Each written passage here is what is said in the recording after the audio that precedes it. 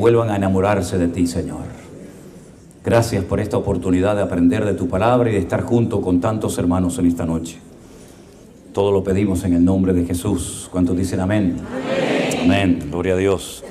Hermanos queridos, en el culto anterior, para los que estuvieron y para los que no estuvieron, hablamos acerca un poco de las señales de los tiempos. Hemos entendido nosotros como ministerio que durante todo este año 2025 íbamos a estar hablando de los acontecimientos finales. Y es una lástima a veces cuando vas por ahí, viajas y te acercan hermanos y te dicen: hermano, yo llevo toda la vida en una congregación y prácticamente apenas he oído hablar del Apocalipsis, de las profecías. Me acuerdo una vez, hace años, me invitaron un grupo de pastores en España a dar unos cursos durante unos días en un colegio que habían alquilado sobre escatología bíblica, ¿no? Sobre estos temas. Y yo me quedaba a dormir en la habitación como un pastor de, bueno, no puedo decir muchos detalles, porque como todo esto después lo ven, pues va a decir, está hablando de mí. Entonces, con un pastor, me quedaba a dormir con un pastor, él en su cama, yo en la mía, evidentemente, ¿no? Hasta ahí podríamos llegar. Hermanos sí, pero cada uno en su sitio. Entonces, me dijo: ¿sabes una cosa, hermano? Yo nunca he hablado en mi iglesia del Apocalipsis. Y le dije: ¿por qué? Dice: porque no tengo ni idea. No sé nada, no sé ni qué decir, ni qué enseñar, ¿no? Y me produjo mucha tristeza, ¿no? Porque es una lástima cuando uno está en una congregación y pasan los años y uno ve todo lo que está pasando y la gente a veces no sabe, ¿no? Nos vamos, nos quedamos, ¿qué hacemos? ¿Cómo nos preparamos? Y por eso el Señor puso en mi corazón que durante todo este año 2025, en todo lugar donde fuéramos, habláramos acerca de los acontecimientos finales. Porque yo creo que es ahora más que nunca cuando hay que hablar de esto, sinceramente. Es ahora más que nunca, ¿no? Yo sé que hubieron generaciones que se prepararon y esperaban al Señor con una ilusión tremenda, pero la cruda realidad es que el Señor no vino en su época. Y todavía la iglesia del Señor sigue estando aquí. Y nosotros tenemos una tremenda responsabilidad, no solamente de mantener el Evangelio, cosa que quieren arrancar de los colegios, de las universidades y de todas partes, sino además de estar preparados, porque los tiempos finales van a ser tiempos peligrosos, dice la Biblia. La palabra que Pablo emplea cuando le dice a Timoteo: escucha esto, debes aprender esto, que los tiempos postreros serán tiempos peligrosos, es la palabra chalepos. La palabra chalepos significa tiempos salvajes, tiempos donde no habrán principios morales ni espirituales, tiempos en los que no habrá respeto de los hijos hacia los padres, tiempos en los que se perderá el respeto hacia las autoridades. ¿Se acuerdan cómo era nuestra época? ¿Se acuerdan cuando tu padre te miraba? Yo todavía lo tengo aquí. Mi padre me miraba y yo le entendía perfectamente. No necesitaba WhatsApp, ni redes sociales, ni Facebook, ni nada. Yo le entendía perfectamente. Él me miraba y no había nada que opinar porque le entendía perfectamente. Sin embargo, hoy en día, los hijos cuando hablan, los padres se callan. Y a veces los hijos interrumpen al abuelo, a la abuela, al padre, a la madre. Y dicen: no, así no es, mamá, así estás equivocada. Es una falta de respeto impresionante, ¿no? Y se ha perdido el principio de autoridad. Y el principio de autoridad es fundamental en una sociedad. Un país que pierde el respeto a sus mayores, un país que pierde el respeto a los ancianos, a los que tienen experiencia, tal vez no tienen la vitalidad y la fuerza del joven, pero tienen la experiencia, ¿verdad? Pues es una lástima porque se pierden muchísimas bendiciones. Y es una lástima también que en la casa del Señor, en la iglesia, entre los cristianos también se ha perdido muchas veces el respeto, ¿no? Ahora, en el culto anterior hablamos de un personaje que va a ser, digamos, si me permite la expresión, la última bala en la recámara del diablo. El diablo a lo largo de la historia ha cambiado muchas veces su estrategia. El fin siempre es el mismo: destruir, la destrucción del pueblo de Dios, borrar a Dios de la faz de la tierra, arrancar la palabra de los corazones de los pueblos. Pero no siempre ha actuado igual. A veces el diablo ha utilizado diferentes sistemas, ha utilizado el arte, la pintura, la literatura y todo lo que se pone a su alcance. Pero todo le ha salido mal, porque la cruda realidad es que la iglesia sigue estando aquí y los hijos de Dios seguimos siendo la sal de la tierra y la luz del mundo. Pero el diablo, que es un ser empecinado, un ser que no termina de reconocer su derrota, su fracaso, lo va a volver a intentar una vez más. Y en esta ocasión la Biblia dice que Satanás va a darle a un personaje que conocemos popularmente con el nombre del anticristo 3 cosas. Dice que le va a dar grande autoridad, le va a dar poder y le va a dar un trono.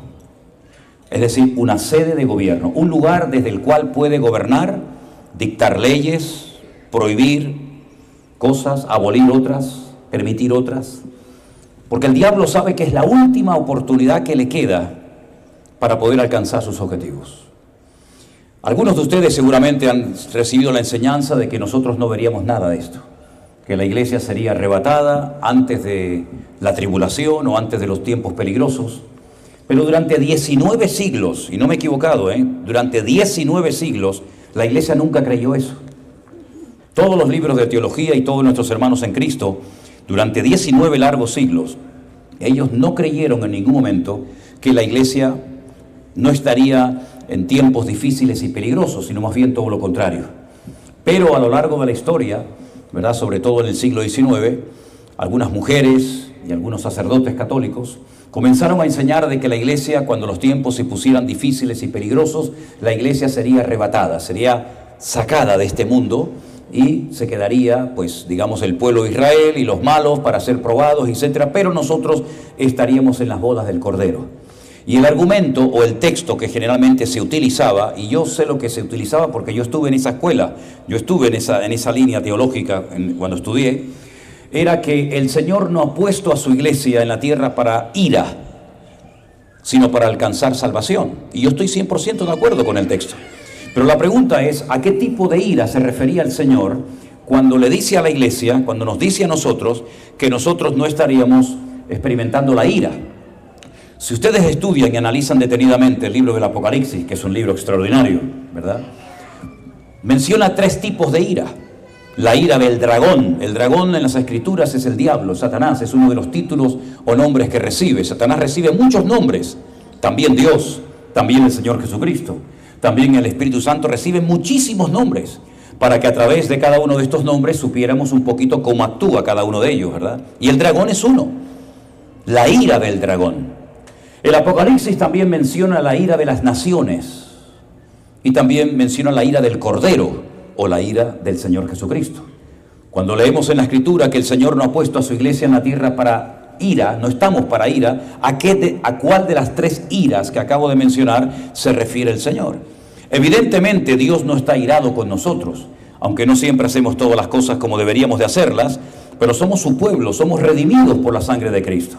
Nuestros nombres ya están escritos en el libro de la vida. Hemos nacido de nuevo. Tenemos que tener la seguridad y la tranquilidad de que si estamos en Cristo, no solamente somos nuevas criaturas, las cosas viejas pasaron, sino que ninguna condenación hay para los que están en Cristo Jesús. Evidentemente no andan conforme a la carne, sino conforme al Espíritu de Dios, ¿verdad? Dios no está enojado con la iglesia, aunque está tratando con la iglesia.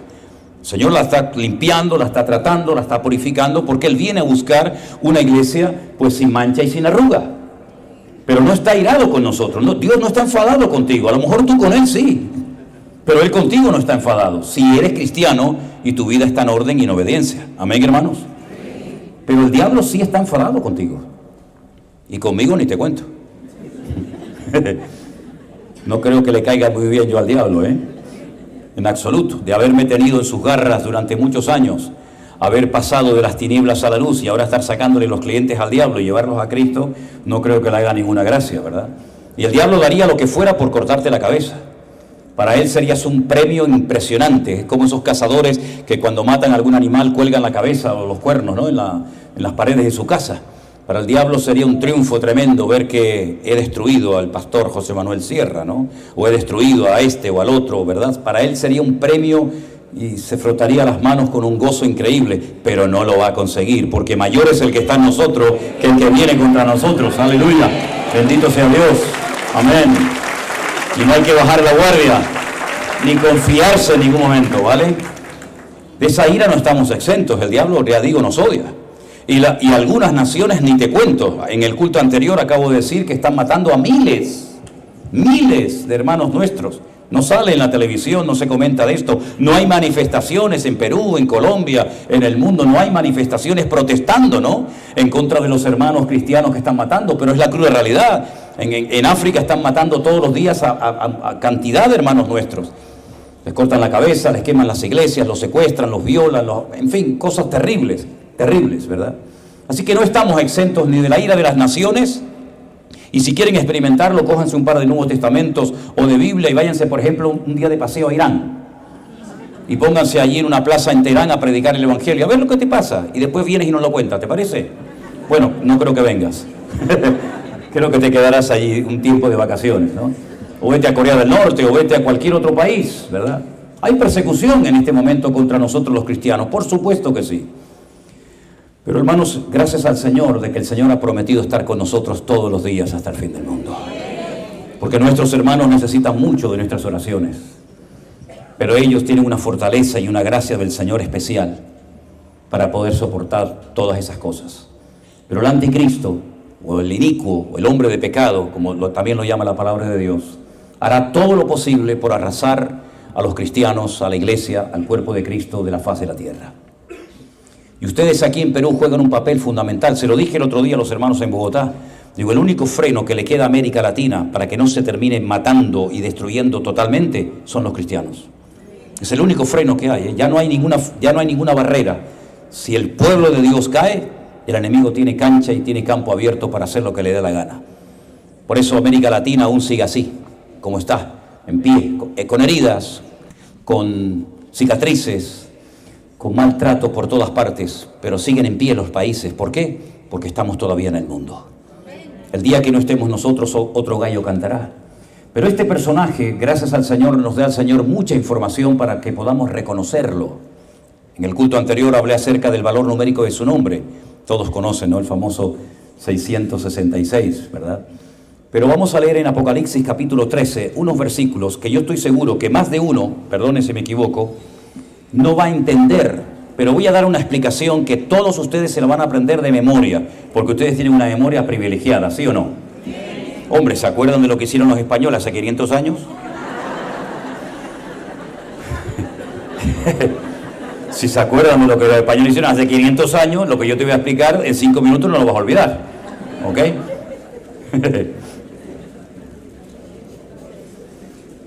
Apocalipsis capítulo 13, verso 1.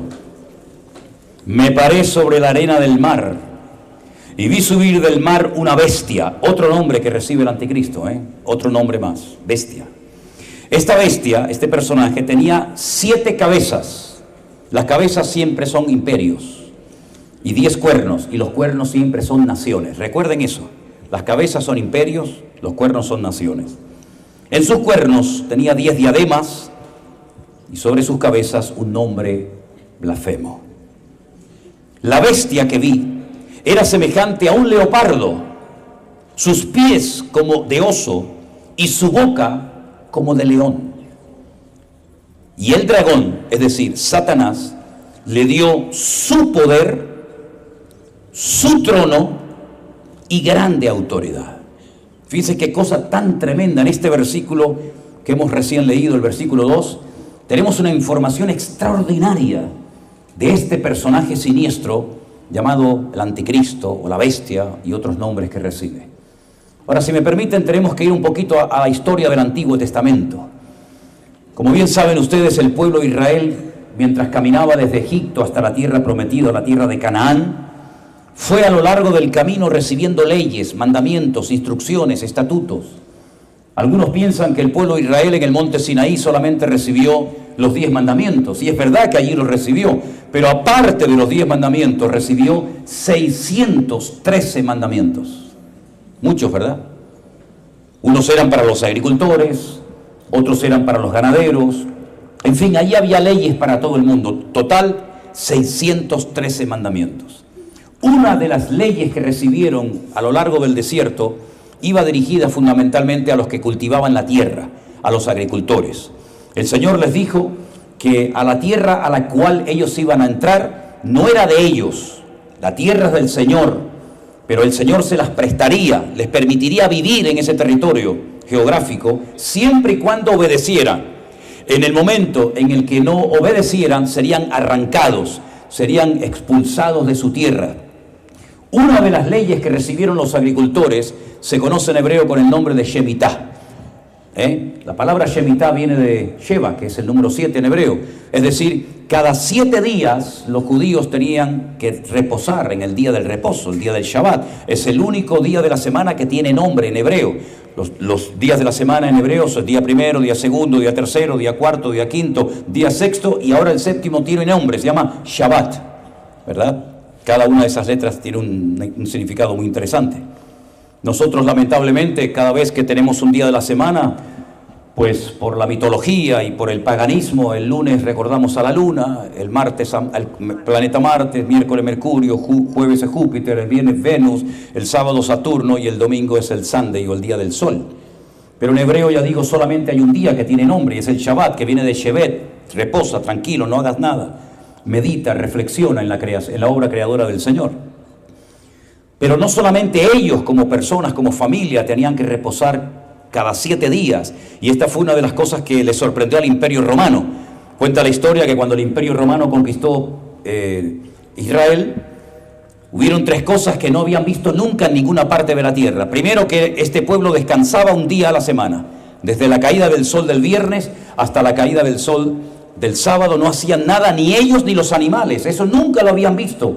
En la antigüedad, en los tiempos bíblicos, se trabajaba de sol a sol, no había descanso, no había reposo, no había derechos, no había descanso para nadie, ni para las bestias.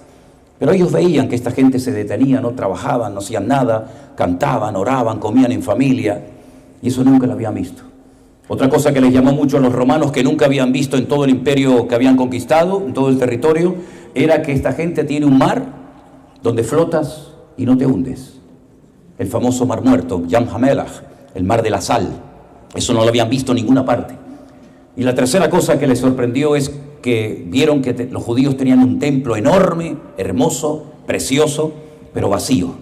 No había estatuas, no había imágenes. Y se burlaban de los judíos y decían, ¿para qué quieren un templo tan grande y tan bonito si está vacío y no hay nada? Pero es que le dice la Biblia que no se puede hacer imágenes, ni postrarnos ante ellas, ni adorarlas, sino al Señor tu Dios adorarás y a Él solo servirás. Amén, hermanos. Pero fijaros que el Señor no solamente les dijo, descansen como familia, descansen los animales una vez a la semana, sino que mi tierra también tiene que descansar. Al 7º año no siembren nada, dejen los campos baldíos, no siembren nada. Yo les daré una gran cosecha el 6º año para que puedan sobrevivir durante varios años tranquilos, pero dejen reposar la tierra, así se renueva. No hay una superexplotación de la tierra, de los recursos naturales, ¿verdad? Pero nunca la cumplieron, ¿sabes? Nunca la cumplieron con la Shemitah. Estuvieron viviendo en ese país 490 años. Y en esos 490 años la tierra nunca reposó. Qué terrible, ¿no? Y las consecuencias de la desobediencia están en la Biblia. Deuteronomio 28. No hay que inventarse nada. Enfermedades mentales, falta de lluvia, en fin, una lista gigantesca. Y la palabra del Señor nos enseña que la desobediencia es algo desagradable ante los ojos de Dios. Las consecuencias a corto y a largo plazo son terroríficas. Y ellos pensaban que se podía desobedecer al Señor y no iba a pasar nada. Pues se equivocaron. Como se equivoca toda aquella persona que viola y quebranta la ley de Dios y piensa que no le va a pasar nada. Sin embargo, la Biblia nos enseña que el Señor permitió que una nación extranjera, terribles, los babilónicos, atacaran Jerusalén. La destruyeron, no dejaron piedra sobre piedra. Se llevaron los tesoros del templo de Jerusalén, menos el arca de la alianza, a Babilonia. Destruyeron las murallas, le prendieron fuego a toda la ciudad y arrasaron con todo. Murieron miles y miles de personas. Otras personas fueron llevadas al cautiverio a Babilonia durante 70 años. ¿Por qué 70 años? ¿Se han preguntado alguna vez? Porque 70 es múltiplo de 7. Si usted multiplica 70 por 7, ¿cuánto es? ¿Cuánto es? 490. Es decir, ustedes me deben a mí 70 años de obediencia. Y cuando la tierra repose el tiempo que tenía que haber reposado, yo permitiré que ustedes vuelvan otra vez a su tierra y empiecen de cero. Y por eso hoy en día vas a Israel, y todavía no todos, pero muchos agricultores cuando llega el 7º año, y lo hemos visto, dejan reposar la tierra. Porque aprendieron la lección de que al Señor hay que obedecerle, incluso en los mandamientos más pequeños o insignificantes desde nuestro punto de vista, y el Señor siempre honra a los obedientes. ¿Cuántos dicen amén? Estando en Babilonia, Daniel tiene un sueño. El sueño lo pueden encontrar en el capítulo 7 de su hermoso libro. Yo llamo a Daniel, al libro de Daniel lo llamo el Apocalipsis del Antiguo Testamento, porque ahí hay profecías para nuestro tiempo, que él las recibía, las escribía, no las entendía, pero el Señor le decía, ciérralas, séllalas, porque esto no es para tu tiempo, no es para tu generación, sino para los tiempos del fin, es decir, para nuestros tiempos. Y en ese sueño, él vio 4 animales diferentes. Dice que vio a un león con alas. Generalmente en los templos masónicos, o en algunos bancos, o en algunos edificios importantes, en muchas ciudades del mundo, a veces aparece un león, pero con alas. Y ese animal representa a Babilonia, por su fiereza y por la velocidad con la que atacaban y destruían a sus enemigos.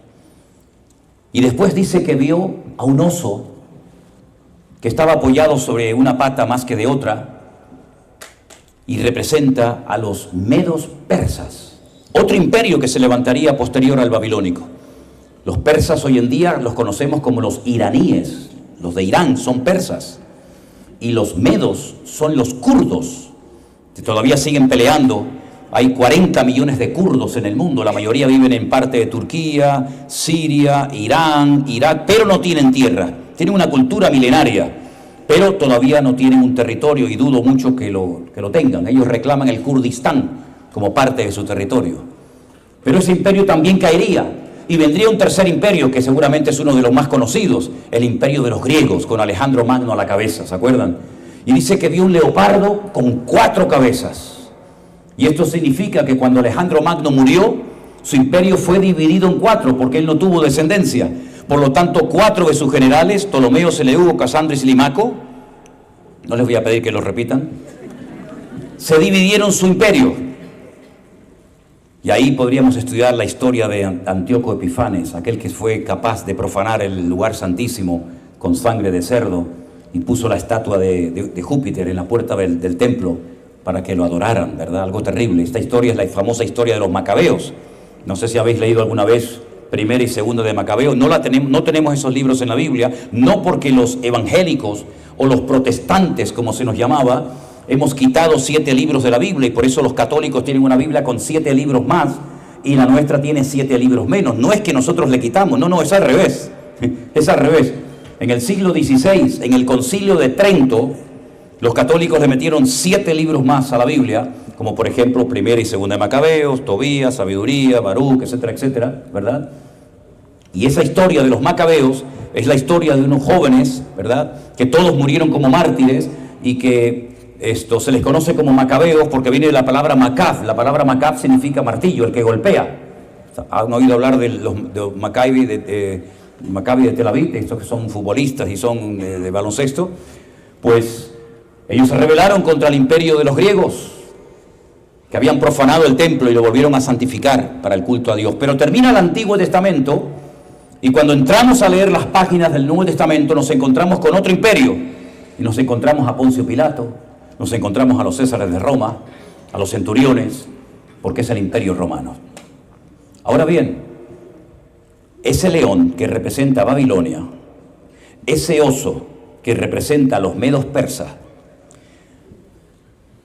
ese leopardo de 4 cabezas que representa a los griegos, y esa bestia indescriptible, terrible, que le llamó mucho la atención a Daniel, que representa a Roma, ahora Juan en la isla de Patmos los vuelve a mencionar.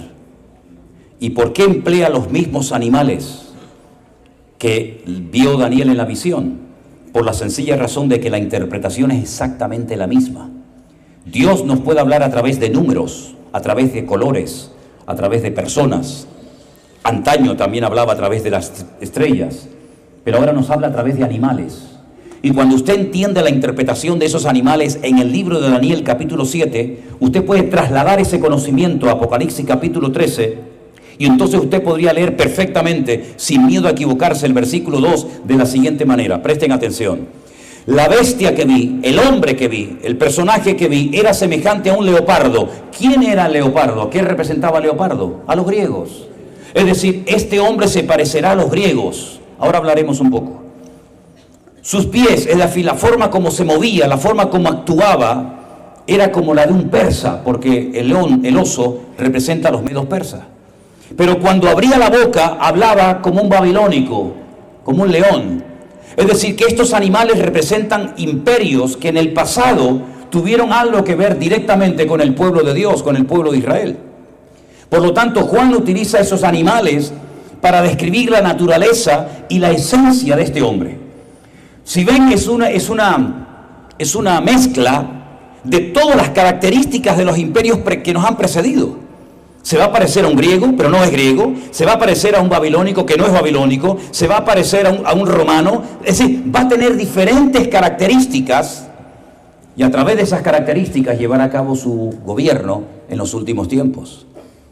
Los griegos eran presumidos. Los griegos fueron los que inventaron las Olimpiadas. ¿Se han dado cuenta la cantidad de gimnasios que hay por todos lados? Ahora hemos estado por aquí cerca y se veía a través de las cristales, se veía gente ahí haciendo, bueno, lo que estuvieran haciendo, ¿no? Estuvimos en Bogotá, enfrente de un edificio entero que tenía 24 horas al día gente haciendo deporte dentro del edificio. Alrededor de nuestra iglesia en Tenerife hay 7 gimnasios, está todo el mundo obsesionado con el deporte ahora. La imagen, ¿verdad? Hay que dar una buena imagen, aunque seas un podrido, un corrupto, un inmoral, pero hay que dar una buena imagen. ¿Y qué me dicen a mí de cómo han proliferado los médicos que te quitan y te ponen los gorros, que es lo más horrible del mundo? Yo digo, pero ¿para qué te has hecho? ¿Qué te hiciste? Estuvo bonita, ahora estoy muy bonita. Digo, estás horrible, horrible. Y se quitan y se ponen, y yo digo, madre mía, el día que bueno, una vez a una artista famosa en España subió al avión y se le explotó y por poco se muere. No, se explotó, en fin, lo que se había puesto y por poco se muere. Sí, eso, la silicona, usted sabe, ¿no? ¿Me entiende? Es increíble. La imagen, hay que dar una imagen de que no hay nada peor que un señor mayor que quiera hacerse parecer como un chico de 20 años. Hace el idiota. O una mujer ya con una cierta edad que quiere parecer una jovencita. Hermano, adáptese a la edad que tenga. Gócese de sus 60, 70, 40, 80, 90 o 100. ¿Saben la historia de aquella artista de Hollywood que le estaban tratando de maquillar para taparle las arrugas? Y dice, pero ¿por qué está tanto tiempo tratando de taparme mis arrugas con los años que me ha costado tenerlas? Déjenlas ahí, hombre, que esto no lo tiene cualquiera. Tremendo, ¿no? No digo que uno no se pueda cuidar, no digo eso. Pero los griegos eran personas hedonistas, se daban culto al cuerpo, pero luego eran unos degenerados, ¿eh? Usted ve, por ejemplo, las pinturas, usted ve las cosas que hacían los griegos y eran depravados, hacían de todo, hermano. Una promiscuidad sexual brutal, pero eso sí, eran muy religiosos. Porque Pablo, cuando los visitó en Atenas y visitó el Areópago, dijo, observo que soy gente muy religiosa, hasta vi un altar al Dios no conocido.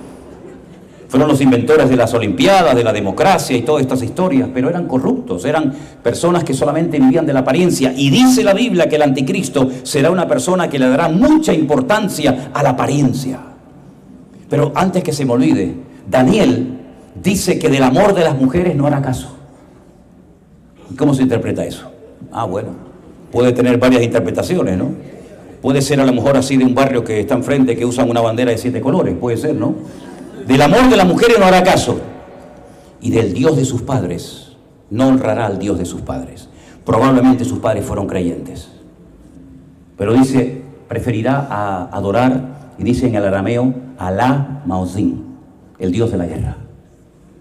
Ay, amigo, cómo está creciendo el Islam por todas las naciones de la tierra, ¿eh?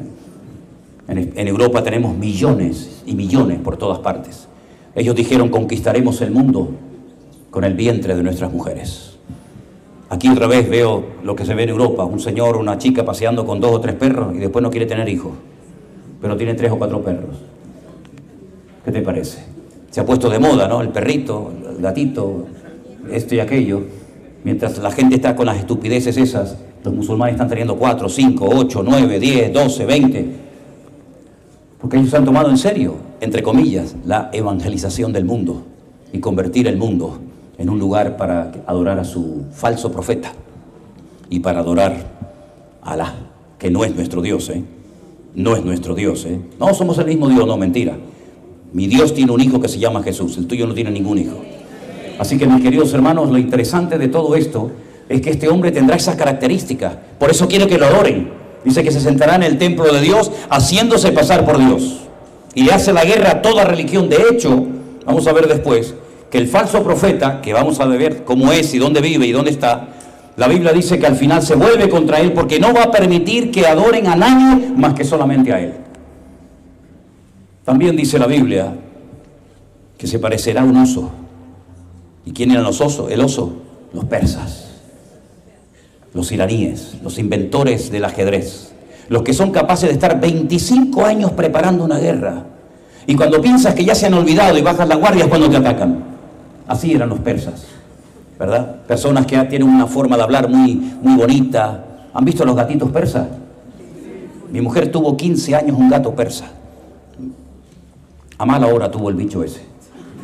Durante 15 años sufrí de ataques de asma terribles. Terribles. Me asfixiaba, entraba a casa y no sé por qué. En la calle estaba bien, entraba a mi casa y me asfixiaba. Me daban ganas de ir a vivir con una tienda de campaña al monte. Un día le dije a Elena, oye, creo que el Señor me ha sanado, Elena. ¿Por? Digo, ya no tengo asma. Respiro bien. Y me dice, no, es que se murió Luna. Luna se llamaba el bicho. Digo, es que, dice, claro, tú seguramente eres alérgico al pelo del gato. Digo, si yo me hubiera enterado que el dichoso gato este que estaba todo el día así, que a mí me odiaba, a mí no me podía ni ver, yo tampoco a ella, pasaba por al lado y me hacía... Era terrible, un día se me tiró, después te cuento la historia si me acuerdo. Pues, si yo me llego a enterar que el bicho este me tenía a mí asfixiado 15 años, lo tiro por la ventana. Pero yo pensé que el Señor me había sanado. Parió unos gatitos, la verdad que preciosos, muy bonitos. Pero resulta que un día yo llegué solo a casa, no había nadie, y cuando entré había mucho viento y la puerta hizo ¡bum! Un golpe fuerte. La gata estaba allí en una caja con los gatitos y se asustó, pensó que yo era el coco, yo no sé qué pensó que yo que era, y entonces el gato, oye, se transformó, se endemonió el bicho, se puso las orejas así para atrás, le cambió así la cara y yo lo vi, yo bueno, tengo que morderme la lengua porque capaz que meto la pata, ¿no? Y me asustó tanto y entonces se me tiró, menos mal que llevaba pantalón largo, imagina, se me enganchó al pie y no se soltaba, tú. Y yo hacía así, y yo empecé a gritar, ¡Elena! ¡Elena! Gritando, y al final se soltó, pero cogió carrerilla y venías a mí, le metí una patada que el gato hizo, salió volando, me tuve que encerrar en el baño, llamé a Elena, a los bomberos, a la policía local, llamé a todo el mundo. Terrible, terrible. Pero era hermosa, era un gato precioso, era una cosa preciosa, pero era un demonio. Los persas son así, son gente que aparentemente parece muy amables, muy cariñosos, y así va a aparecer el anticristo. Pero cuando habla, dice que hablaba como un león, una arrogancia, como una soberbia. Esto es lo que se viene en el futuro, hermano. Ustedes saben que los políticos tienen la habilidad de decirte una cosa ahora, la gente se la cree y mañana te hace todo lo contrario. Imagínense que estos no son el anticristo, aunque se parecen a algunos, ¿verdad? Pero imagínate cuando venga el verdadero. Cuando venga el verdadero, vamos a ver una atmósfera tan cargada en la ciudad que tú dices, pero si mi país no era así. Si aquí vivíamos tan bien y nos decíamos buenos días, buenas tardes, le dábamos el asiento a la señora mayor, le aguantábamos la puerta y ahora todo el mundo se ha vuelto agresivo. ¿Qué es lo que ha pasado, hermanos? Bueno, es que Cristo cambia las vidas, pero el diablo también. El diablo cambia a la gente. Así como una persona que era un demonio y ahora es una persona espiritual y que ama al Señor y respetuosa, el diablo también cambia a la gente. Y vamos a ver cómo la sociedad cambia y cómo la juventud pues pierde todos los valores que para nosotros fueron fundamentales. Y vamos a ver un cambio en el ambiente y en la atmósfera espiritual porque Satanás sabe que le queda poco tiempo. Y dice que a este hombre le da, pues, poder económico, poder militar, poder espiritual, le da un trono, es decir, una sede de gobierno, y le da autoridad. Es impresionante. Ya mira, en el corazón de Europa, en Bélgica concretamente, gracias al Señor tenemos una iglesia allí, en Bruselas. En el corazón de Europa hay un ordenador gigante, una computadora gigante que la conocen con el nombre de la bestia. Allí están los nombres de todos los 300 y pico millones de europeos, dónde viven, qué comen, dónde entran, dónde salen, absolutamente todo. Estamos viviendo en una era de un control absoluto. Ese teléfono que usted lleva encima le está todo el rato viendo y escuchando, hermana. Y si no, diga usted cualquier tontería y va a ver que al rato le llega un montón de noticias, información de algo que comentó. A mí me pasó una vez cuando hablé del... Yo no he hecho ayuno intermitente porque me parece algo ridículo. ¿Haces o no haces como intermitente? Ahora sí, ahora no, ahora cómo, no cómo. Pero un día hablé del tema del ayuno intermitente y al rato me empezó a llegar información a mi teléfono del ayuno intermitente. Y es que nos están todo el rato escuchando y viendo. Y la televisión que usted tiene en casa, usted la ve, ¿verdad? Y también están viendo a usted. Estamos totalmente controlados, todo el día. Eso de intimidad, eso ya pasó a la historia. Pero viene más control todavía. Hasta el punto, como dije en el culto anterior, que una de las cosas que el diablo hará en los últimos tiempos es controlar la economía mundial. Aunque Perú y Latinoamérica no salgan en la Biblia, pero lo que pase allí le va a afectar también a ustedes. Porque de allí viene lo bueno y lo malo. Y llegará un momento que dice la Biblia que tratará de controlar a las naciones de la tierra, pues, por el dinero. Porque la Biblia dice que el amor al dinero es la raíz de todos los males. Y el dinero de papel va a desaparecer. Ya está desapareciendo en muchas naciones que no quieren ni siquiera cobrarle en efectivo. Las tarjetas de crédito pasarán a la historia y muchísimas personas en el planeta Tierra serán marcados como animales, porque es un sistema muy práctico, pero es un sistema de control total y absoluto. Ahora, la palabra de Dios nos da un dato muy interesante, y es el desarrollo de lo que va a ir ocurriendo paso a paso. El libro del Apocalipsis comienza diciéndonos, después del mensaje a las 7 iglesias, que hay un rollo. En aquellos tiempos no había libros, hasta que no se inventó la imprenta con Gutenberg, no había libros, eran rollos, eran pergaminos. Y dice que Juan vio a una persona que tenía un rollo, un pergamino, pero con 7 sellos, 7 precintos, lacrados, ¿no? Y que nadie era digno de leer lo que había dentro. Y él se puso a llorar hasta que al final apareció el león de la tribu de Judá, el príncipe de príncipes, el rey de reyes, el señor de los señores, y comenzó a desatar y a revelarnos el contenido. Y ahí es cuando empieza la tribulación con el caballo blanco, el negro, ¿verdad?, que va cambiando de colores, la hiperinflación, el hambre, la guerra, etcétera, etcétera. Y cuando terminan esos 7 sellos o juicios, comienzan las famosas 7 trompetas. Y cuando terminan las 7 trompetas, ya van 14 juicios, vienen las famosas 7 copas de la ira, total 21, 7, 7 y 7. Y la pregunta es, ¿hasta cuándo vamos a estar nosotros viendo y en cierto sentido sufriendo todas estos cambios que vamos a ver en el mundo y en la sociedad? Bueno, yo creo que hay un versículo clave para poder posicionarnos y para poder saber hasta dónde el Señor nos va a permitir ver. Y es lo que Pablo dice como secreto revelado, como misterio revelado en 1 Corintios capítulo 15, versículo que ustedes seguramente me han oído leer muchísimas veces, porque para mí este texto es clave para saber los tiempos y las ocasiones. 1 Corintios capítulo 15 es un capítulo monográfico que nos habla acerca del tema de la resurrección. Todos los seres humanos van a resucitar, unos para vida eterna y otros para condenación eterna. Hay solamente 2 resurrecciones en la Biblia. Y en la iglesia de Corinto parece que algunas personas tenían problemas con esta doctrina de la resurrección de los muertos, y Pablo escribe todo un capítulo entero para hablar de este tema y despejar dudas. Y en este capítulo 15 hay unos versículos muy interesantes que los que tengan Biblia, me gustaría que conmigo los leyeran en altavoz, y son el versículo 51 y 52. Repito, 1 Corintios 15, versículos 51 y 52. ¿Lo tienen, hermanos? Dicen así, vamos: he aquí os digo un misterio. No todos dormiremos, pero todos seremos transformados. En un momento y en un abrir y cerrar de ojos, a la final trompeta. Porque se tocará la trompeta y los muertos en Cristo resucitarán incorruptibles y nosotros seremos transformados. Saben que Pablo cuenta una experiencia como si fuera de otra persona, pero es él el que tuvo dicha experiencia. Él dice: conozco a un hombre que subió a la presencia de Dios y vio y oyó cosas inefables que no se le fue permitido compartirlas. Es decir, el apóstol Pablo tuvo la experiencia de llegar a la misma presencia de Dios. Y allí vio y escuchó cosas tremendas, pero el Señor dijo: eso no lo cuentes. Dice: y para que no me exaltase sobremanera por lo que vi, el Señor mandó un aguijón en la carne, para que no me enalteciera, ¿verdad? por el cual dice que había rogado 3 veces, y el Señor le dijo: bástate mi gracia, porque mi poder se perfecciona en la debilidad. Pero ahora dice: yo te voy a contar un secreto, algo que no contó Isaías, ni Daniel, ni Malaquías, ni ningún profeta del Antiguo Testamento. Y el misterio consiste en que no todos los creyentes vamos a morir. ¡Wow! Eso es una cosa tremenda, ¿sí o no? ¿A usted le hace gracia que le tiren 500 kilos de tierra encima?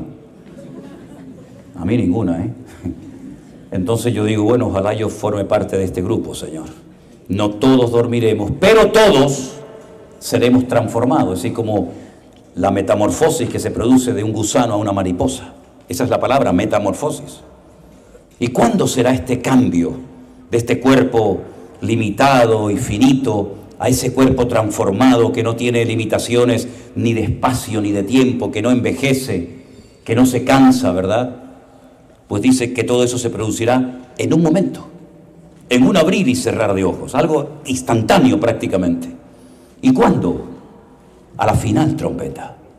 Y entonces tenemos que irnos al libro del Apocalipsis, que se habla de 7 trompetas. Y sería bueno que ustedes leyeran estos 7 sellos, 7 trompetas y 7 copas, para que vean lo que pasa cada vez que se abre un sello, se toca la trompeta o se derrama una copa. Todo esto es en un lenguaje metafórico, se sobreentiende, ¿no?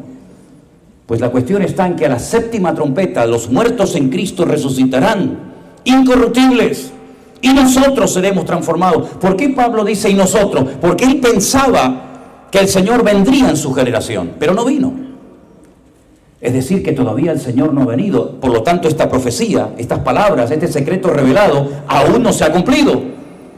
Pero entonces quiere decir que es verdad que las cosas se van a poner terriblemente mal, pero leyendo esto se me llena el corazón de esperanza, porque la Biblia dice que el Señor viene, nos dará un cuerpo glorificado a todos y a cada uno de nosotros, y estaremos por siempre en la presencia del Señor por la eternidad. ¿Cuántos dicen amén? Esa es la bendita esperanza del creyente. ¡Aleluya! La bendita esperanza del creyente. La muerte no es el fin, la muerte es el inicio de una vida diferente, una dimensión totalmente diferente, donde ya no envejeceremos, ni nos criticaremos, ni nos haremos la guerra, ni nos cansaremos, ni nada por el estilo, sino que seremos como el Señor, como en un principio era. Adán en un principio fue creado como un ser perfecto. ¿Cuántos dicen amén? Amén. Perfecto. Oye, qué maravilla tener Eva un marido perfecto, ¿eh? Y qué maravilla tener a Adán una mujer perfecta. Era una maravilla, pero esa maravilla duró poco. Porque dice la Biblia que Eva mantuvo una conversación con Satanás. Satanás le dio a entender de que Dios les había mentido y que era mejor lo que él les ofrecía que lo que su Dios y Creador les ofrecía. Pecó y comenzó a sufrir dolores, comenzó a tener menstruaciones. Adán comenzó a secarse, comenzó a perder humedad, comenzó a sudar, y se convirtió de la noche a la mañana, en décimas de segundo, de un ser inmortal a un ser mortal. Claro, él no entendía lo que era el concepto muerte, porque el Señor le dijo: el día que pecares morirás. El día que pecares te convertirás en un ser mortal. Cuando él pecó, y su esposa también, no murieron instantáneamente. Y esa es la falsa confianza y seguridad que le proporciona al diablo al que peca. ¿Ves? No te ha pasado nada. ¿Has engañado a tu mujer? ¿Nadie lo ha visto? ¿Nadie se ha enterado? ¿Te has muerto? ¿A qué no? ¿Te das cuenta? La paga del pecado es la muerte. Eso es mentira. ¿Qué te dijo Dios? El día que pecares morirás. ¿Has muerto? ¿No? ¿Tú, Eva? ¿No? ¿Te das cuenta? Y dijeron: es verdad. Ellos no entendieron el concepto muerte hasta que vieron a su hijo en un charco de sangre. Y lo tocaron y dijeron: ¿pero qué le pasa a nuestro hijo? ¿Por qué no se mueve? ¿Por qué no respira? ¿Qué le pasa? Su hermano lo había matado, pero ellos nunca habían visto un asesinato. Ellos nunca habían visto un cadáver. Y ahí entendieron que hay dos tipos de muerte. Una muerte instantánea, la desconexión de la vida eterna que Dios nos ha dado, que es la muerte espiritual, que no se ve pero es real, y la muerte física, que sí se ve en las consecuencias en el momento. Y por eso dice el apóstol Pablo: Él os dio vida a vosotros cuando estabais muertos en vuestros delitos y pecados. Porque no solamente de muerte se muere, no solamente uno muere físicamente, sino que espiritualmente la desconexión de nuestro espíritu de la presencia de Dios. Y por eso Él vino para darnos vida otra vez, vida en abundancia, para establecer otra vez el puente de comunicación. Por eso Él se autodefine como el camino, un camino que es pues un espacio que me lleva de un punto a otro punto. Yo soy el camino, yo te llevo de aquí a la presencia del Padre.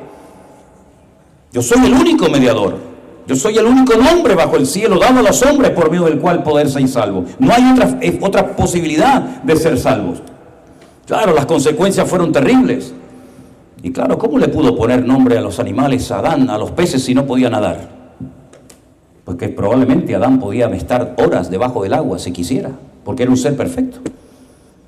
Y no lo puedo demostrar con la Biblia, es una opinión simplemente personal, pero creo que probablemente, capaz hasta que con el pensamiento Adán se trasladaba y volaba de un lugar a otro, sin ningún problema. Como hacía el Señor, que estaba en Jerusalén y a los 5 minutos estaba en Emaús. O desaparecía y aparecía en una habitación con las puertas y las ventanas cerradas y decían, ¿pero por dónde ha entrado? Con un cuerpo glorificado, el espacio y el tiempo desaparecen. Estamos en una dimensión diferente. Y eso es lo que el Señor promete para su pueblo. Volver otra vez a lo que tendría que ser normal. Esta vida que llevamos no es lo normal, ¿eh? No es lo normal, esto no es normal. El que la gente se muera no es normal. El que haya enfermedades no es normal. Dios no creó el mundo así. Dios creó un mundo perfecto, sin muerte, sin contaminación. Qué curioso que el día que Adán y Eva pecaron, dice que oí tu voz y me escondí porque tuve miedo. ¿Y por qué tuviste miedo? Dice, porque estoy desnudo. Vos siempre has estado desnudo.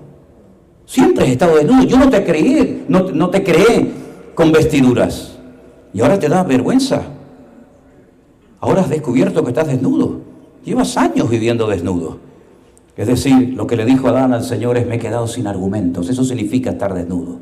Me quedé sin argumentos. ¿Qué excusa te voy a dar? Entonces, cuando el Señor Jesucristo venga, a nosotros, los creyentes, los que estemos vivos, nos lleva directamente a su presencia. Ya sé que alguno que dirá, pero esto es una locura, esto es una cosa... Sí, ya lo sé, es que el Evangelio para los que se pierden es locura, pero para nosotros es poder de Dios y es salvación. Claro, esa es nuestra bendita esperanza. Bendito sea Dios. Que iremos a la presencia del Señor y veremos a Abraham, a Isaac, a Moisés, al mismo Señor Jesucristo. ¿Saben lo que le dije a mi padre el día que lo despedí? Hasta pronto, papá. Tú te adelantaste. Pero volveremos a estar con nuestros seres queridos. Claro, lógicamente no en una relación como la de hoy en día. Pero esa es la bendita esperanza que tenemos los creyentes. Tenemos esperanza aquí en esta tierra y tenemos esperanza para la otra vida. Porque la Biblia habla de una resurrección, pero una resurrección de una persona que murió hace 1000 años. ¿Cómo va a resucitar? Bueno, hermanos, hay ejemplos en la Biblia de personas que resucitaron. El más difícil e imposible, sin lugar a dudas, fue Lázaro. La materia se convierte en líquido al 4º día. Y según la tradición del judaísmo, el alma sale a los 3 días del cuerpo. Por lo tanto, ya no hay ninguna esperanza. Pero el Señor le dijo a Marta y a María, el que cree en mí, aunque esté muerto, vivirá, porque yo soy la resurrección y la vida. Y resucitó a Lázaro después de 4 días de estar muerto. Increíble. Y Lázaro, a pesar de que estaba muerto, oyó la voz del maestro. Miren, yo estuve en la tumba de Lázaro, ¿saben? Yo me metí dentro de la tumba de Lázaro y bajé abajo, hay como una escalera así de piedra, de caracol, que bajas, y le dije a los hermanos fuera, griten mi nombre con todo pulmón, a toda fuerza. Y yo no oía nada, no se oía nada. Pero Lázaro oyó la voz del maestro. Porque cuando enterramos a un ser querido, a un padre, a una madre, a un hijo, a un sobrino, a quien sea, si creyó en el Señor Jesucristo, volverá a resucitar y volverá a oír la voz del Señor. Y esa es la bendita esperanza que tenemos los hijos de Dios. Saber que si Él resucitó, nosotros también resucitaremos con Él. Dice, no se turbe vuestro corazón, hermanos, le dijo el Señor a sus discípulos. Y nos dice hoy el Señor a nosotros, no se turbe vuestro corazón. Creéis en Dios, creed también en mí. En la casa de mi Padre muchas moradas hay. Si así no fuera, yo lo hubiera dicho. Voy pues a preparar lugar para vosotros, para que donde yo esté, vosotros también estéis conmigo. Y si me voy, vendré otra vez y os tomaré a mí mismo. En otras palabras, hay una esperanza viva, hermanos. Una esperanza que el mundo nos quiere quitar, haciéndonos sentir como locos, como fuera de onda, pero sin embargo es la bendita esperanza que tenemos que alimentar. Y decía Pablo a los tesalonicenses, animaos y consolaos y edificaos los unos a los otros con estas palabras. Y en estos tiempos necesitamos mucho el calor de los hermanos. Y necesitamos mucho, por supuesto, nuestra comunión con el Señor tiene que ser renovada constante y permanentemente. Pero sobre todo necesitamos saber que el hermano que está a mi lado está orando por mí y yo estoy orando por él. Y puede ser que te encuentres solo en una ciudad, en un pueblo, sabe Dios dónde, pero no estamos solos. Nosotros sabemos perfectamente que tenemos miles de personas orando por nosotros. ¿O cómo se creen que uno aguanta el ritmo de vida que yo llevo? Que no soy ya un niñito de 20 o 30 años. ¿Cómo es posible que podamos aguantar cambios horarios, vuelos, comida por aquí, comida por allá, aquí ceviche, aquí caraotas, aquí verdura, aquí podrido, aquí seco, aquí bueno, aquí malo, y no nos sienta nada mal? ¿Y cómo es posible que tomamos el día a día en 14 camas diferentes? ¿Quién aguanta este ritmo de vida? Pues solamente aquellos que tienen las espaldas cubiertas por el amor y el calor de los hermanos con sus oraciones. Eso dice la Biblia, orar los unos por los otros. No hay otra explicación, hermano. Eso es lo que dice. Así es, no hay otra explicación. No es que uno sea un Superman, no, aquí no hay Superman ninguno. Aquí hay un Superdios. Seguimos en Apocalipsis 13. ¿Tienen tiempo un poquito? Yo hasta el viernes no me voy, así que... Vio una de sus cabezas como herida de muerte. ¡Wow! Esto es interesante. Pero su herida mortal fue sanada y se maravilló toda la tierra en pos de la bestia. El diablo es un imitador de lo que el Señor ha hecho.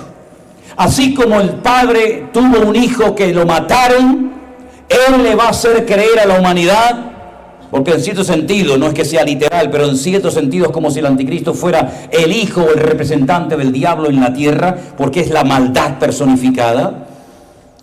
Le va a hacer creer a las naciones de la tierra de que lo han matado, un atentado. Pero sin embargo dice que su herida mortal fue sanada.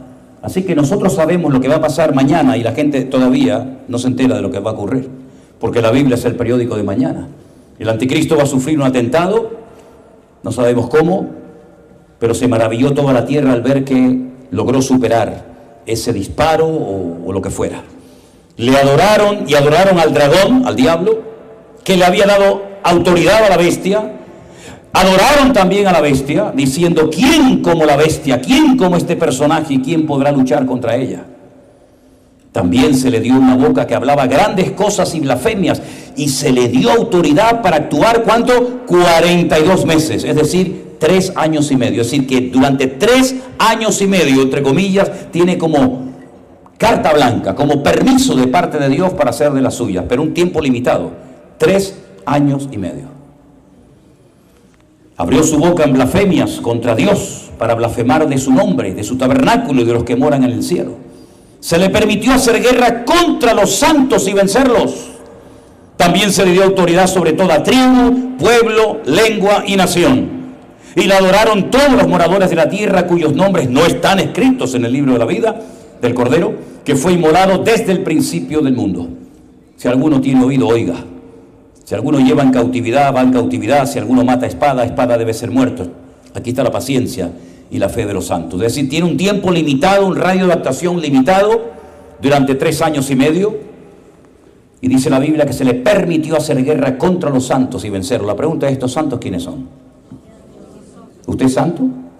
¿Usted es santa? La Biblia dice, cuando Pablo le escribía a los santos de Corinto, a los santos de aquí, a los santos, porque santo no es una cara esta así como rara, mística, sino santo es una persona que ha sido apartada, que se ha apartado libre y voluntariamente para servir a Dios. Y dice que le hará la guerra a los santos y los vencerá por 3 años y medio.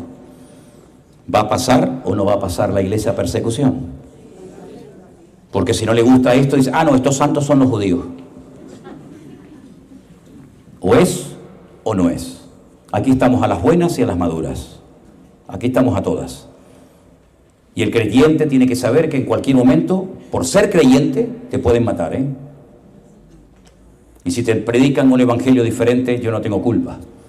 Pero hay hermanos nuestros que por ser creyentes han perdido su puesto de trabajo. Y hay jóvenes que los han expulsado de escuelas por decir simplemente que son cristianos evangélicos. Y está pasando, ¿eh?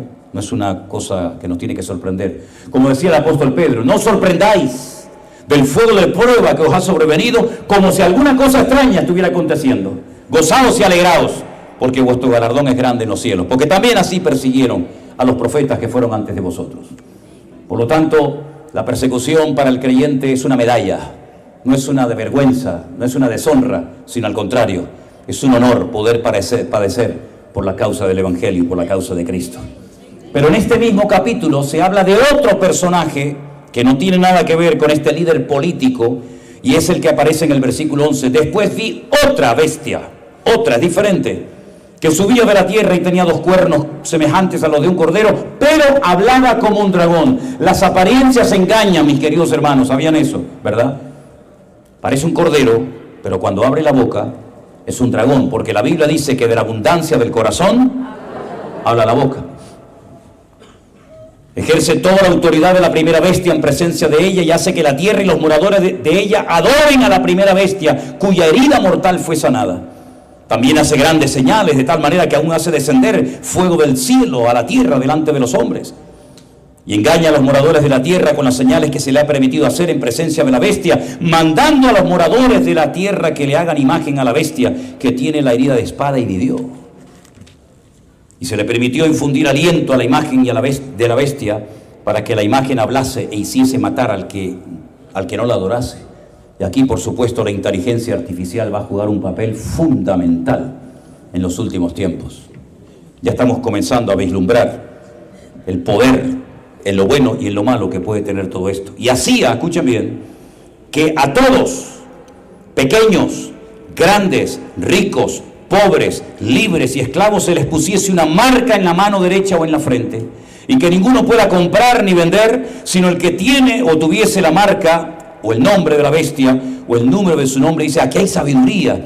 El que tiene entendimiento cuente el número de la bestia, pues es número de hombre y su número es 666. Ya lo dijimos en el culto anterior, que el idioma hebreo y griego es alfanumérico. Cada letra tiene un valor numérico. Como si dijéramos que la A es el 1, la B es el 2, la C es el 3 y así sucesivamente. En hebreo se puede sacar el valor numérico de cada persona, de cada cosa, de cada montaña, de todo. Porque todo tiene un valor numérico, porque cada letra es un número y cada número es una letra. Y lo que recibe por revelación Juan en esta ocasión es el número, el valor numérico del nombre de este personaje. No sabemos cómo se va a llamar, pero sí sabemos, cuando saquemos el valor numérico de su nombre, que su nombre tiene que sumar 666. Y entonces ya sabes que ese personaje es, aparte de la cantidad de detalles que nos da la Biblia, como los que hemos leído, del león, del oso, etcétera, etcétera, y otros muchos más que aparecen en el Antiguo Testamento. Por lo tanto, mis queridos hermanos, la información que tenemos en nuestras manos es impresionante. La información que tenemos para saber quién es y quién no es de un valor incalculable. La ignorancia es el terreno favorito del diablo. Por eso durante años a la iglesia y a los creyentes no se les ha hablado del Apocalipsis. E incluso al Apocalipsis se le colgó el título de decir, uy, ese libro es aburridísimo, no lo entendemos. Y yo digo que es todo lo contrario. Si hay un libro que trae esperanza, aliento a la iglesia, es el libro del Apocalipsis. Porque el Apocalipsis es la revelación máxima, la mayor revelación. Si quieres verdaderamente conocer los títulos, la esencia, el carácter del Señor Jesucristo, lee el Apocalipsis, porque hay más títulos de Cristo en el libro del Apocalipsis que en cualquier otro libro de la Biblia. Y miren quién lo está escribiendo, el libro del Apocalipsis. ¿Quién lo escribió, hermanos? Juan. ¿Y Juan quién era? El discípulo amado. De los 12 discípulos que Cristo tuvo, el hombre que más cerca vivió del corazón del Señor Jesucristo, sin lugar a dudas, fue Juan. Miren, fíjense qué cerca vivió del corazón del Señor. Qué comunión, qué intimidad tenía este hombre con el Señor, que cuando el Señor en la última cena dice, aquí sentado en esta mesa, hay uno de vosotros que me va a entregar. ¿Se acuerdan de ese tema? Todos absolutamente, menos Juan, hicieron la misma pregunta al Señor. ¿Seré yo, Señor? Pedro le preguntó al Señor, ¿te refieres a mí? Bartolomé, Felipe, Mateo le preguntaron al Señor, ¿seré yo? Sin embargo, Juan hizo una pregunta completamente diferente. Juan no preguntó, ¿seré yo? Juan preguntó, ¿quién es? Fíjate la seguridad que él tenía de saber que yo no te voy a entregar, Señor. Es como si yo digo, en esta noche hay alguien aquí que ha robado un celular. Y todos empiezan, ¿seré yo? Hombre, si tú lo has robado. Pero si tú no lo has robado, dice, ¿a quién se le está refiriendo el pastor? No sé de qué está hablando este hombre. Esa fue la pregunta que le hizo Juan al Señor. ¿Quién es, Señor? Y fue el único que entendió lo que pasaba en aquel momento. El Señor le dijo, ¿quieres saber quién es? fíjate bien lo que voy a hacer ahora. Hizo algo que hoy en día no tiene ningún significado, pero en aquellos tiempos tenía un valor tremendo. Cogió un trozo de pan, lo mojó en vino y le dijo, fíjate bien lo que voy a hacer ahora. Judas, toma. Y Judas dice que lo tomó, se lo comió y Satanás se le metió en el cuerpo. La única persona en la Biblia que dice la Biblia que Satanás en persona se le metió en el cuerpo. Ninguna otra persona, tenían demonios, pero no al diablo. Porque era un detalle de cariño, de amor, de decir, te ofrezco mi casa, mi familia, mi amistad, estoy contigo hasta la muerte, aquí me tienes. Y Judas fingió y dijo, sí, gracias Señor, quiero ser tu amigo. Y saliendo, vendió al Señor por 30 monedas de plata. Casi las mismas monedas por las que compraron a José en Egipto como esclavo. Él sabía perfectamente que alguien le iba a entregar y supo perfectamente que Judas no iba a dar una ofrenda a última hora, sino que Judas iba a traicionar al Señor. Y fue el único que tuvo el valor de estar al pie de la cruz, rodeado de soldados romanos, mientras crucificaban al Maestro. Y se llevó a su casa, a Éfeso, donde murió, según la tradición, a María. Qué conversaciones me imagino que habrá tenido Juan con María, ¿verdad?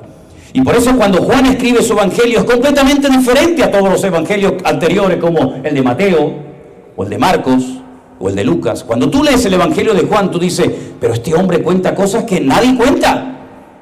Es un evangelio extraordinario. Cuenta, por ejemplo, el primer milagro de Cristo, que Mateo, Marcos y Lucas no lo cuentan, como por ejemplo fue las bodas de Caná, convertir el agua en vino. Cuenta la conversación íntima que tuvo con la mujer samaritana junto al pozo de Jacob, en el capítulo 4. En el capítulo 5 dice que un día fue al estanque de Betesda y habló y levantó a un paralítico. Es decir, el evangelio de Juan es una radiografía del carácter de Cristo. Él sabía si Jesús era rubio o moreno, si sus ojos eran claros o oscuros. Él sabía describir físicamente a Jesús a la perfección, pero no lo hizo. Pero sin embargo, por inspiración del Espíritu Santo, mostró cómo era Jesucristo. Y lo hizo de la siguiente manera. Si ustedes ven ahí en el centro del pasillo, nuestro hermano Mando tiene una cámara, ¿la veis? Pero solamente hay una que yo sepa. Pero si en esta noche colocáramos, en vez de una sola, 7 cámaras, y pusiéramos una allí, otra allá, otra detrás, por ejemplo una arriba, en diferentes ángulos, cuando terminara la reunión y visualizáramos las 7 grabaciones, ¿cuál de ellas grabó la verdad? Absolutamente todas, pero de diferentes ángulos. Eso es lo que hace Juan. Juan dice, voy a presentar a Jesús de 7 formas diferentes. ¿Ustedes son capaces de aprenderse 7 números de memoria? ¿Seguro? ¿Lo intentamos? 2, 4, 5, 6, 6, 9, 11. Otra vez. Apréndete esto de memoria. Capítulo 2. Jesús convierte el agua en vino. El Señor de la calidad. Nadie se le ocurre poner el buen vino al final, sino al principio. Y cuando ya están todos medio tal y cual, servimos el malo. Tú lo has hecho al revés. Tú has guardado el mejor vino para el final. Es el Señor de la calidad. En el capítulo 4, alguien viene a pedir la oración al Señor por alguien que tiene enfermo, y el Señor lanza la palabra, y la palabra viaja en el espacio, y la palabra llega y sana a una persona. Y Él demuestra con ese milagro que el Señor no está limitado por el espacio, sino que Él llega al lugar antes que la persona. En el capítulo 5 le pregunta a un paralítico en Betesda, ¿cuánto tiempo hace que estás ahí? Y le dijo, 38 años. Y le dice, levántate, toma tu lecho y anda. Y lo que no hicieron 38 años de larga espera, lo hizo el Señor en décimas de segundo, porque Él se ríe del tiempo y el Señor está por encima del tiempo. En el capítulo 6 le dicen, Señor, no hay comida. Él le dice, dadle vosotros de comer, y multiplica los panes y los peces, demostrando que Él es el Señor de la cantidad. Y en el capítulo 6 lo ven caminar por encima de las aguas. Es decir, Él no es controlado por la creación, sino que Él domina la creación. En el capítulo 9 le dicen, ¿quién pecó, este o sus padres, para que haya nacido ciego? Y el Señor dice, ni este ni sus padres, sino que este nació ciego para que la gloria de Dios hoy se manifieste en él. Por lo tanto, está por encima de lo que el mundo llama la mala suerte o la desdicha humana. Y en el capítulo 11 el Señor se presenta como la resurrección y la vida, y le dice, Lázaro, sal fuera. Es decir, que en el capítulo 2, 4, 5, 6, 6, 9, 11, Él hace un panorama, un barrido de las características de la persona del Señor Jesucristo. ¿Lo conocía o no lo conocía? Pues sin embargo, cuando está en la isla de Patmos con 100 años, después de casi 70 años de largo ministerio, el Señor comienza a revelarse como el Alfa y la Omega, el que estuvo muerto, mas he aquí que vivo por los siglos de los siglos, el que tiene ojo como llama de fuego, el que tiene la voz que como estruendo de muchas aguas. El Señor se presenta como el león de la tribu de Judá. Él se presenta como un montón de títulos que nunca Juan había revelado, ni en sus 3 cartas, ni en el Evangelio. ¿Por qué? Porque nos tardaremos una eternidad para poder conocer la esencia, el carácter maravilloso de nuestro Señor Jesucristo. Por lo tanto, comencemos ahora a conocer al Señor. Preparamos nuestros corazones para que Él se revele en nuestras vidas, porque todavía no conocemos ni el 1% de lo que el Señor es y es capaz de hacer en nuestras vidas. Pero sobre todas las cosas, lo que quiero que todos y cada uno de ustedes en esta noche conozcan es que Él vino a este mundo a buscar lo que se había perdido. Él vino a este mundo para dar su vida por nosotros. Sí vendrá un anticristo, sí vendrá un falso profeta, sí vendrá una marca de la bestia, está bien todo eso. Pero ¿de qué sirve que sepas todo eso si no tienes el antídoto para la muerte? Si no tienes el perdón de tus pecados y seguridad de salvación diciendo mi nombre está escrito en el libro de la vida. ¿De qué sirve todo ese conocimiento? El conocimiento te puede matar. El conocimiento te puede envanecer. Pero el conocimiento que Dios te está dando en esta tarde es para que tú digas, Señor, qué grande eres. Qué magnífico eres, que nos cuentas la película antes de que empiece. Yo tengo una mala costumbre que a mi hija Miriam le enfada muchísimo. Y es cuando entro y está viendo una película y yo hago así, digo, ¿qué película es? Digo, ese chico es malo. La chica al final se va con otro. Dice, pero papá, no me digan la película. ¿Y por qué lo digo? Porque ya la vi. El Señor nos cuenta el futuro como si ya hubiera ocurrido. Porque la característica de la escatología bíblica, es decir, de los acontecimientos finales, es que el Señor lo cuenta en tiempo pasado. Le dice a Juan, estos que están vestidos de ropas blancas de todas las naciones, pueblos, tribus y lenguas, ¿quiénes son? ¿Y de dónde han salido? Y Juan lloraba y decía, yo no sé, Señor, yo no sé quién es esta gente, esta multitud, no sé quiénes son. Y le dice el Señor, estos son los que han salido de la gran tribulación. Y no contaminaron sus vestiduras, sino que se han mantenido santos para el Señor. Y aún no habían nacido. No existía ninguno de ellos. Y le dice, estos son los que ya salieron de la tribulación. Es decir, lo que para nosotros es futuro, para el Señor ya es pasado. En otras palabras, mis queridos hermanos, qué maravilloso es cuando el Señor nos abre la cortina y nos permite ver más allá. Y vemos que el diablo es vencido, arrojado al lago de fuego él con todos sus demonios, el falso profeta, el anticristo y todos los que le adoraron y sirvieron, pero nosotros reinaremos por los siglos de los siglos con el Rey de Reyes y el Señor de los Señores. Fuertes aplausos a nuestro Dios. ¡Aleluya! ¡Y a su nombre! ¡Y a su nombre! Ese es nuestro Señor. ¡Aleluya! ¡Gloria a Dios! Estamos en el equipo vencedor. Ni una palmadita en la espalda, ni una carta, no necesito de nada, solamente te necesito a ti, Señor. Solamente te necesito a ti. Y estando tú conmigo, todo lo demás me sobra. Porque yo sé, Señor, en quién he creído.